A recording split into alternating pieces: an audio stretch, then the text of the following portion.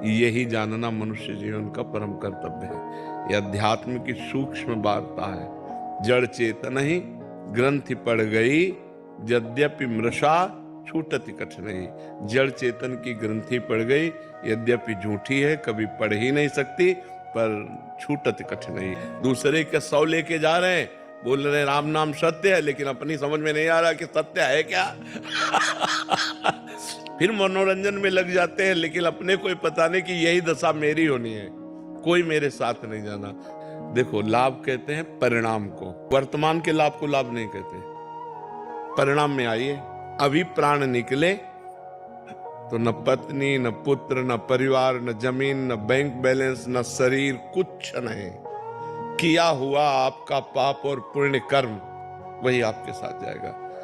अगर हमने इस संसार में रहते हुए भगवान का भजन कर लिया, कोई पाप कर्म नहीं किया और भगवान को प्राप्त कर लिया, तो मानव जीवन का परम लाभ, आप बहुत प्रतापवान होकर दिव्य विमान पर बैठकर भगवान के वैकुंठ धाम की यात्रा होगी।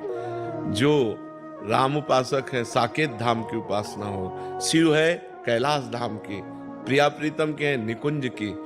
ये हुआ परिणाम कि आपका जय हो कहते हुए मंगलमयी यात्रा।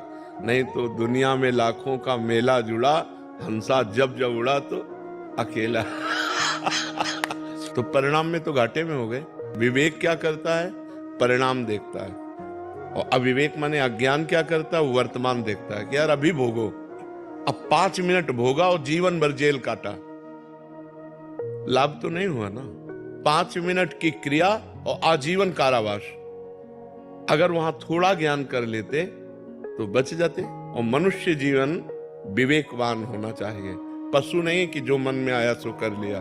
उसका निर्णय करें हम, और विवेक के द्वारा हम अपने मन और इंद्रियों को शासन में लेकर भगवान की तरफ चलें, अध्यात्म की तरफ चलें और इस जीवन को भगवत प्राप्ति कराएं। तो मनुष्य जीवन का परम कर्तव्य है भगवत प्राप्ति। हम भजन के बल से अपने अंदर छुपे हुए अज्ञान का नाश करके समस्त इंद्रिय और मन के विजेता बन के भगवान को प्राप्त करें। यही मनुष्य जीवन का लाभ। मैं देख रहा हूं, मैं सुन रहा हूं, मैं बोल रहा हूं, मैं कर रहा हूं, आप नहीं कर रहे हैं। आप अकर्ता पुरुष हैं, आप परमात्म स्वरूप हैं। यही जानना मनुष्य जीवन का परम कर्तव्य है। यह अध्यात्म की सूक्ष्म वार्ता है। जड़ चेतन ही ग्रंथि पड़ गई, यद्यपि मृषा छूटति कठिनाई।